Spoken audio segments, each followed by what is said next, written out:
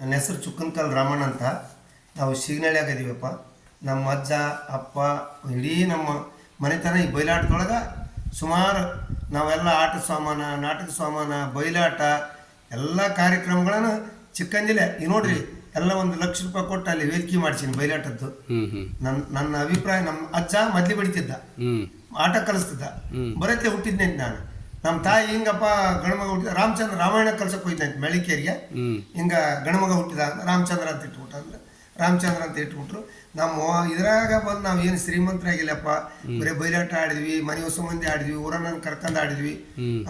ಇಡೀ ಕರ್ನಾಟಕ ಅಡ್ಡಾಡ್ಬಿಟ್ಟಿನಿ. ಚಿತ್ರದುರ್ಗ, ಉಡುಪಿ, ಗುಲ್ಬರ್ಗ, ಹಂಪಿ, ಆನೆಗೊಂದಿ ರಾಜ್ಯನ ತಿರುಗಿವಿ. ಆದ್ರೆ ಇದ್ರೊಳಗೆ ಸುಖ ಸಿಗಲಿಲ್ಲ. ಇವತ್ತು ಗಂಟು ಕಟ್ಕೊಂಡು ಕೂತೀವಿ ನೋಡಿ, ಒತ್ತಿಗೆ ಗಂಟು. ಇವಿಷ್ಟು ಹಸ್ತಪ್ರತಿಗಳಪ್ಪ. ಬಂದವರೆಲ್ಲ ಕೇಳ್ತಾರ, ಹಿಂಗ್ ಫೋಟೋ ತಕ್ಕಂತಾರ. ನಾನು ಪ್ರಶಸ್ತಿ ಅದಾವ. ಆಮೇಲೆ ನಾವು ನಮ್ಮ ಅಜ್ಜನ ಕೂಟ ಒಂದ್ ತಲಿ ಪಾತ್ರ ಮಾಡೀನಿ, ನಮ್ಮ ಅಪ್ಪನ ಕೂಟ 2ನೇ ತಲಿ, ನಂದು 3ನೇ ತಲಿ. ಅಂದ್ರೆ ನಿಮ್ಮ ಇಡೀ ಕುಟುಂಬವೇ ಬಯಲಾಟ. ನಮ್ದು ಬಯಲಾಟಕ್ಕೆ ಹೆಚ್ಚಿನ ಅವಾಗ ಪ್ರೀತಿ. ನಮ್ಮ ಪಾತ್ರ ಐತಂದ್ರ ಅಲ್ಲಿ ಹೊಸಳ್ಳಿ, ಬಾದ್ರಬಂಡಿ, ಚುಕ್ಕನಕಲ್ಲು, ಸಿಂಧು ಯಾಗ ನೋಡಕ್ ಬರೋರು ಕಿಕ್ಕಿರದ ಅವಾಗ ಕೊಪ್ಪಳ ಜಿಲ್ಲೆಯಲ್ಲಿ.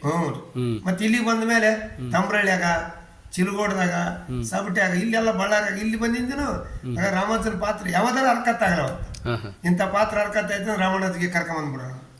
ಅದು ಯಾವ್ದಾರ ನಿಂತಿರಲ್ಲ ಪಾತ್ರ ಹೋಗಿ ಬಣ್ಣ ಹಚ್ಕೊಂತಿದ್ವಪ್ಪ.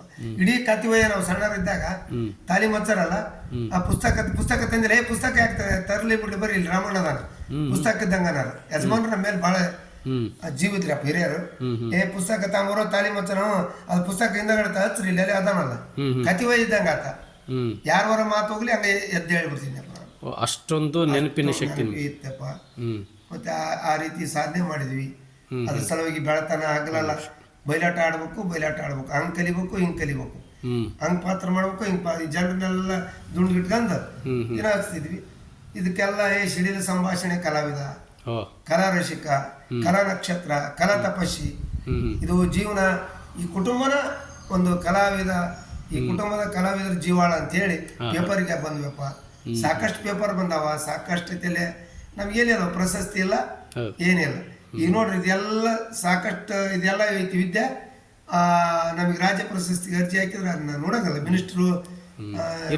ಈಗ ನಿಮಗೆ ಬಯಲಾಟದ ಯಾವ್ಯಾವ ಕಥೆಗಳು ನೀವು ಹೆಚ್ಚು ಪ್ರದರ್ಶನ ನೀಡ್ತೀವಿ? ಕನಕಾಂಗಿ ಕಥೆಯಪ್ಪ, ಇಂದ್ರಜಿತ್ ಕಾಳಗ, ವಿರಾಟ್ ಪರ್ವ, ಏನ್ರಿ ಈ ದೇವಿ ಕಥೆ, ಸುಮ್ಮನೆ ಸುಮರವಾದೆ, ಎಲ್ಲ ಕುರುಕ್ಷೇತ್ರ, ಜಗ್ರಾಗ, ಇಲ್ಲೇ ಚಿಲ್ಗೋಡಾಗ ಹರ್ಕತ್ತ ಆಯ್ತು ಅಂದ್ರೆ ಕೇಳ್ರಪ್ಪ, ಅವತ್ತ ಹೋಗಿ ಬಣ್ಣ ಹಚ್ಕೊಂಡ್ಬಿಟ್ಟು ಯಾವ ಪಾತ್ರನೂ ಆಗಿಲ್ಲ. ಹಂಪ್ಯಾಗ ಜಗ್ ಮಾಡಿದ್ವಿ, ಆನಿಗೊಂದಿ, ಕನಕಗಿರಿ ಎಲ್ಲ ಉದ್ಯೋಗ ಅಂದ ಮಾಡಿ ಈ ಗಂಟು ಕಟ್ಕೊಂಡ ಸುಮ್ಮನೆ ಮನ್ಯಾಗ ಪುಸ್ತಕದ ಗಂಟೆ ಮೂಲಿಗಿಟ್ಟಿವಿ. ಮನೆಗೆಲ್ಲ ಬೈತಿರ್ತಾರೆ, ಏನ್ ಮಾಡಿದ್ರಪ್ಪ ನಿಮ್ಮ ನಮ್ಮ ಅಜ್ಜಾದ್ರಾಗ ಒಂದು ಅಪ್ಪ ಒಂದು ಮಗ ಗೇಣು ಭೂಮಿ ಮಾಡಿರ, ಒಂದು ಒಳ್ಳೇದು ಏನ್ರ ಹೆಂಡ್ರ ಮಕ್ಳಿಗೆ ಸಾಧನೆ ಮಾಡಿರ. ಬರೀ ಇದನ್ನ ಮಾಡ್ಕೊಂತ ನಮ್ಮ ಅಜ್ಜ ಮಾಡ್ಯಾನ, ನಮ್ಮ ಅಪ್ಪ ಮಾಡ್ಯಾನ, ತಮ್ಮನವ್ರಿಗೆ ಅದನ್ನ ಕಲಿಸಿ ಇವಸು ಬುಕ್ಕ ಕಟ್ಕೊಂಡ್ ಮನೆ ಕುಂತ್ಕಂದ್ರ ಏನ್ ಉಣ್ಣಕ್ ಬರ್ತಾವ? ಹಂಗೆ ಕುಟುಂಬದವರು ಎಲ್ಲ ಕುಟುಂಬದೊಳಗ ಅಂತಾರೆ. ನಮ್ಮ ಜೀವ ನಮ್ಮ ಭೋಗ ಹಂಗೈತೆ. ನಿಮ್ಮ ನಾನು ಕೇಳಿದಾಗೆ ಅಂದರೆ ನಿಮಗೆ ಇವತ್ತಿಗೂ ಬಯಲಾಟದ ಎಲ್ಲ ಮಾತುಗಳು ಹಂಗೆ ನಾಲ್ಗೆ ಮೇಲೆ ಕೂತಿದ್ದಾವೆ ಅಂತ ಐತಪ್ಪ. ಐತಿ. ನಿಮ್ಗೆ ಇಷ್ಟವಾದ ಯಾವುದಾದ್ರೂ ಒಂದು ಪಾತ್ರದ ಮಾತನ್ನು ಹೇಳ್ರಿ. ಇಂದ್ರಜಿತ್ ಕಾಳದಾಗ ಇಂದ್ರಜಿತ್ ಹೇಳ್ತನಪ್ಪ. ಆ ತಾಯಿ ಮುಂದೆ ಹೇಳ್ತಾನಪ್ಪ, ಆ ಯುದ್ಧಕ್ಕ ಹೋಗ್ಬೇಡ ಅಂತ ರಾವಣ ಹೇಳ್ತಾನ, ಬೇಡಪ್ಪ ಅಂತ ತಾಯಿ ಹೇಳ್ತಾಳ, ಹೋಗ್ಬೇಡ ಅಂತ. ಅವಾಗ ಹೇಳ್ತಾನಪ್ಪ, ಆ ಹೇಯನ್ನ ಪಡೆದ ಮಾತಿಯಾದ ಮಂಡೋದರಿ ಅಮ್ಮನವರೇ, ಖಡ್ಗ ಬಿಲ್ಲು ಬಾಣಗಳನ್ನು ಪಿಡಕೊಂಡು ಉಲ್ಲಾಸದಿಂದ ನಿಮ್ಮಲ್ಲಿಗೆ ಬಂದ ಬಗೆಯೇನೆಂದರೆ, ಪಡವಿಯೋಳ ಜಡ ಮೃಗಗಳಂತೆ ಅಡವಿಗಳನ್ನು ಸಂಚರಿಸುತ್ತ ಕಂದ ಮೂಲಾದಿಗಳನ್ನು ತಿಂದು ಗಿಡದಡಿಯಲ್ಲಿದ್ದು ಒಡಲು ಹರಿಕೊಳ್ಳುವಂತಹ ಕಡು ಮೂಡನಾದ ರಾಮಚಂದ್ರನು ನಮ್ಮ ಕಡು ಪರಾಕ್ರಮ ಅರಿಯದೆ ಬರದೆ ಜಡುಮತಿಗಳಾದ ಕಪಿಗಳ ಸಮೇತರಾಗಿ ಎಮ್ಮೊಡನೆ ಯುದ್ಧಕ್ಕೆ ಸನ್ನಿಧನಾಗಿ ಬಂದಿರುವನಂತೆ. ಹೇ ತಾಯಿ, ಕಡಲಿಗೆ ಸರಿಯಾಗಿ ಮೆರೆಯುವಂಥ ಕಪಿಗಳನ್ನು ಪಡವಿಗೆ ಕೆಡವಿ ಉಹಾನರ ಪಡೆಗೆ ಸಿಡಿಲಿನಂತೆರಗಿ ಕಪಿಬಲವನ್ನು ಹಿಡಿದು ಸೆರಗಳನ್ನು ಕಡಿದು ಮಡದಿಯ ಕಳಕೊಂಡ ರಾಮನಂ ಬಿಡದೆ ಹೊಡೆದು ಕೆಡವಿ ವಿರತರನ್ನು ಮಾಡಿ ಷಡಗರದಿಂದ ನಿಮ್ಮಡಿಗೆ ಬರುವನೇ ಹಡೆದಮ್ಮ.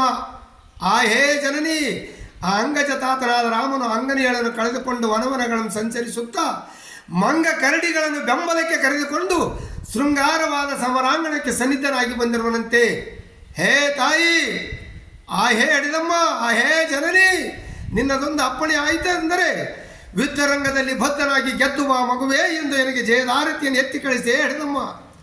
ಬಳಿರೇಲೈ ಸಾರಥಿ, ಇನ್ನು ತಡವ್ಯಾತಕ್ಕೆ, ನನ್ನ ಜನನಿ ಅಪ್ಪಣೆಯಾಯಿತು. ಡಂಗೂರವಂ ಹೊಡಿ, ಕಾಳಿಯಂ ಹಿಡಿ, ನಗಾರಿಯಂ ಬಾರಿಸು, ನೌಬತ್ತಿನ ಶಬ್ದ ಮಾಡುವಂಥವನಾಗು. ಹೊಡಿಯುವ 9 ಕುದುರೆ ಅರ್ಪಟಕ್ಕೆ ಆ ರಾಮಚಂದ್ರನ ಬಳಿಗೆ ರಥವನ್ನು ಬಿಡುವಂಥವನಾಗು. ಸಾರಥಿ ಜಾಗೃತಿ, ಬಳಿರೇಲೈ ಸಾರಥಿ, ಬಳಿರೇಲೈ ರಾಮಚಂದ್ರ, ನೀನು ಮಂಗ ಕರಡಿಗಳನ್ನು ಬೆಂಬಲಕ್ಕೆ ಕರೆದುಕೊಂಡು ಘನಘೋರ ಅರಣ್ಯದಲ್ಲಿ ಕಂಡ ಗಿಡ ಮರಗಳನ್ನು ತೆಕ್ಕಿ ಬಿಡುತ್ತಾ ಹಾಯ್ ಸೀತಾ, ಹಾಯ್ ಸೀತಾ ಎಂದು ದುಃಖಿಸುತ್ತಾ ಬಿಕ್ಕಿ ಅಳುತ್ತಾ ತಿರುಗಾಡುವ ಹೇಳಿ ರಾಮನ ಪ್ರತಾಪವನ್ನು ಎಲ್ಲ ಮುಂದೆ ಇನ್ನೊಂದು ಸಲ ಕಂಡುಕೊಂಡು ಆಡಬೇಡ. ಖಂಡಿಯ ಅದಮನಾದ ಲಕ್ಷ್ಮಣನೇ, ಪದ್ಮನಾಮನಾದ ರಾಮಚಂದ್ರನು ಯಾವ ಪರಾಕ್ರಮಚಾರಿಯು ಹಿಂದಕ್ಕೆ ವಿಧವಾಗಿ ಹುಡುಕಿದ ಕಾಲಕ್ಕೆ ಕಣ್ಣಿಗೆ ಕಾಣಿಸಲಿಲ್ಲ, ಕೈಗೆ ಸಿಗಲಿಲ್ಲ. ಕೋತಿಯು ಯಾವ ಪರಾಕ್ರಮಶಾಲಿಯು ರಾಮ, ಲಕ್ಷ್ಮಣ, ಭರತ, ಶತ್ರುಘ್ನ, ಅಂಗದ, ನಳ, ನೀಲ, ಜಾಂಬುವಂತ, ಸುಗ್ರೀವ, ಹನುಮಂತ ಮೊದಲಾದ ಕೋತಿಗಳನ್ನು ಈ ಭೂತಳಕ್ಕೆ ಕಡಿಬಿಡುತ್ತೇನೆ. ಏನೆಂದು ತಿಳಿದಿರುವಿ? ನಾನು ಸಣ್ಣವನಾದರೆ ನನ್ನ ಕೈಯಲ್ಲಿರುವ ಬಿಲ್ಲು ಬಾಣಗಳು ಸಣ್ಣವು ಹೇಗೆ?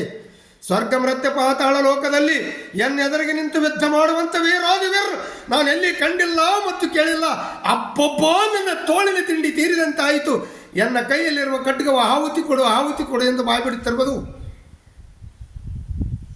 ಕನಕ ಇಂಕತೆ ಒಂದು ಹೇಳೇನಪ್ಪ. ಓಕೆ, ನಮಸ್ಕಾರ.